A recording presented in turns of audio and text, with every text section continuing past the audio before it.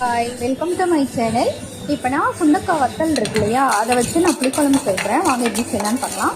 இங்கே நான் அடுப்பத்தை வச்சு கடாயை வச்சுருக்கேன். அதில் வந்து மிளகு, ஜீரகம், அப்புறம் தனியா, அப்புறம் கடலப்பருப்பு, கொஞ்சமாக வெந்தயம், இதை நல்லா ட்ரை ரோஸ்ட் பண்ணி எடுத்துருங்க. வேறு பிளேட்டில் மாற்றிடுங்க. அதே கடையில் நல்லெண்ணெய் ஊற்றிக்கோங்க.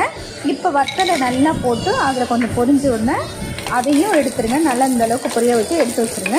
இப்போ மறுபடியும் அதே கடாயில் எண்ணெய் ஊற்றி மறுபடியும் கடுகு உளுந்து, அப்புறம் கொஞ்சமாக வெந்தயம் போட்டுக்கோங்க. அப்புறம் சின்ன வெங்காயம், அப்புறம் பூண்டை வந்து நான் இடித்து வச்சுருக்கேன். வெங்காயத்தை வந்து பெருசாகவே அப்படியே போட்டிருக்கேன், முழுசாகவே.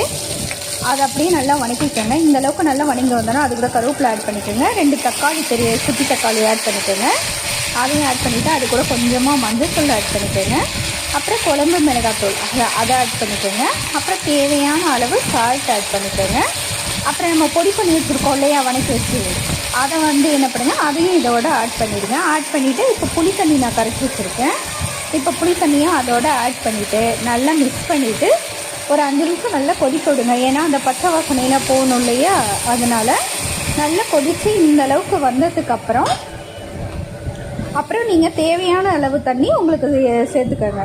உங்களுக்கு எந்த அளவுக்கு வேணுமோ அந்த அளவுக்கு சேர்த்துக்கோங்க. எனக்கு இந்த அளவுக்கு தேவையான தண்ணி வேணும்ன்ட்டு நான் ஊற்றிருக்கேன். அவ்வளோதான். கொதித்து வந்தோடனே இப்போ என்ன பண்ணுங்கள், அதோட நம்ம வத்தல் வறுத்து வச்சுருக்கோம் இல்லையா, வத்தலை ஆட் பண்ணிக்கோங்க. அப்புறம் கொஞ்சமாக வெல்லம், அதையும் ஆட் பண்ணிக்கோங்க.